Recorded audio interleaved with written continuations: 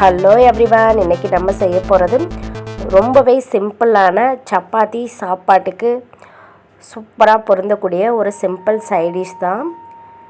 Spring onion கறி ரொம்பவே ஈஸியாக சிம்பிளாக பண்ணிடலாம். வாங்க எப்படி செய்யலான்னு பார்க்கலாம். நான் வெங்காயத்தாள் எடுத்து வச்சுருக்கேன். இந்த வெங்காயத்தாள் கீழே இருக்க அந்த வேர் பகுதி எல்லாத்தையுமே கட் பண்ணிடுங்க. வேர் பகுதி எல்லாம் கட் பண்ணிவிட்டு அடியில் இருக்க அந்த வெங்காயம் மாதிரி இருக்க பார்ட்ஸை மட்டும் நம்ம எடுத்துக்கலாம். இதை எடுத்துட்டு பெரிய வெங்காயம் கட் பண்ணுற மாதிரியே கொஞ்சம் நீளமாக கட் பண்ணி எடுத்துக்கலாம். கொஞ்சம் முத்துனதாக இருந்தது அப்படின்னா அது உள்ளே குச்சி மாதிரி வரும், அதை மட்டும் எடுத்துருங்க. எடுத்துட்டு இந்த மாதிரி நீளமாக கட் பண்ணி எடுத்துக்கலாம். மேலே இருக்க அந்த பச்சை பகுதியை ரவுண்டாக கட் பண்ணி எடுத்துக்கலாம். இந்த வெங்காயத்தால் கட் பண்ணுறதுக்கு முன்னாடியே நல்லா வாஷ் பண்ணி எடுத்துக்கணும். நீங்கள் கட் பண்ணதுக்கப்புறம் வாஷ் பண்ணக்கூடாது. கட் பண்ணுறதுக்கு முன்னாடியே நல்லா வாஷ் பண்ணி எடுத்துருங்க. மண்ணெல்லாம் இல்லாமல் ஃபுல்லாக க்ளீன் பண்ணதுக்கப்புறம் கட் பண்ண ஸ்டார்ட் பண்ணிக்கலாம்.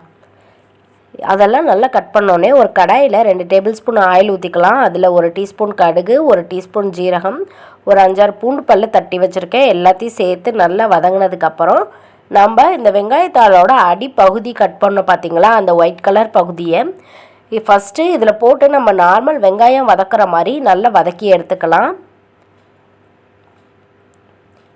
இந்த மாதிரி லைட்டாக கோல்டன் ப்ரௌன் கலர் வர்ற வரலையும் நம்ம வதக்கி எடுத்துட்டு அது கூடவே 1 டீஸ்பூன் அளவுக்கு மிளகாய்த்தூள், 1/4 டீஸ்பூன் மஞ்சள் தூள், 1/2 டீஸ்பூன் கரம் மசாலா, 1/2 டீஸ்பூன் கொத்தமல்லி தூள், தேவையான அளவுக்கு உப்பு எல்லாம் சேர்த்துட்டு நல்லா ஃப்ரை பண்ணி விட்டுடலாம். இந்த மசாலாலாம் பச்சை வாசனை போகிற அளவுக்கு நல்லா நம்ம வதக்கி எடுத்துக்கணும். இந்த மாதிரி நல்லா வதக்கி எடுத்ததுக்கப்புறமா நம்ம கட் பண்ணி வச்சுருக்க அந்த பச்சை பகுதியையும் இதோடு சேர்த்துக்கலாம். இந்த வெறும் இதில் பார்த்திங்க அப்படின்னா இலை மட்டும்தான் இருக்குது அப்படின்றதுனால இது கொஞ்சம் சீக்கிரமாகவே வெந்துடும். அந்த இலை பகுதியையும் சேர்த்துட்டு நல்லா வதக்கி விட்டுக்கலாம். இது ஒரு 2 நிமிஷத்துக்கு மீடியம் ஃப்ளேமில் வச்சுட்டு நல்லா வதக்கி விட்டுருங்க. இந்த மாதிரி நல்லா வதங்கினதுக்கப்புறமா இதில் ஒரு 1/2 டம்ளர் அளவுக்கு நம்ம தண்ணி சேர்த்துட்டு வேக வச்சுக்கலாம். தண்ணி ரொம்பவே கம்மியாகவே சேருங்க, ஜாஸ்தி தண்ணி தேவைப்படாது.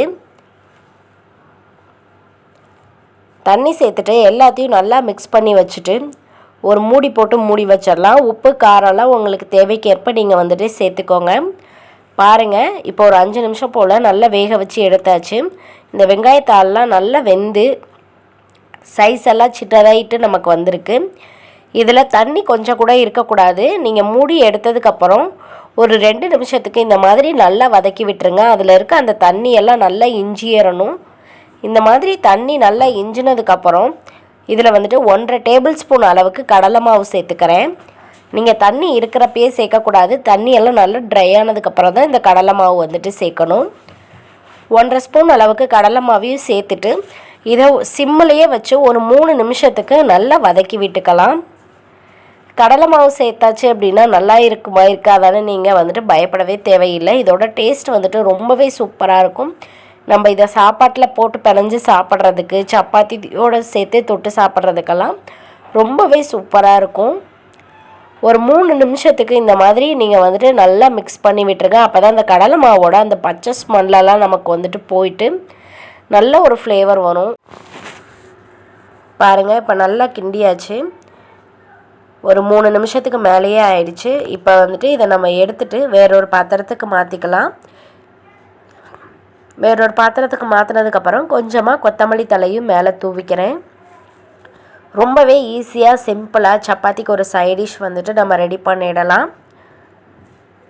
கண்டிப்பாக அதை நீங்களும் ட்ரை பண்ணி பாருங்கள். நான் செஞ்சது உங்களுக்கு பிடிச்சிருந்தது அப்படின்னா என்னோடய சேனலுக்கு சப்ஸ்கிரைப் பண்ணுங்கள், லைக் பண்ணுங்கள், ஷேர் பண்ணுங்கள்.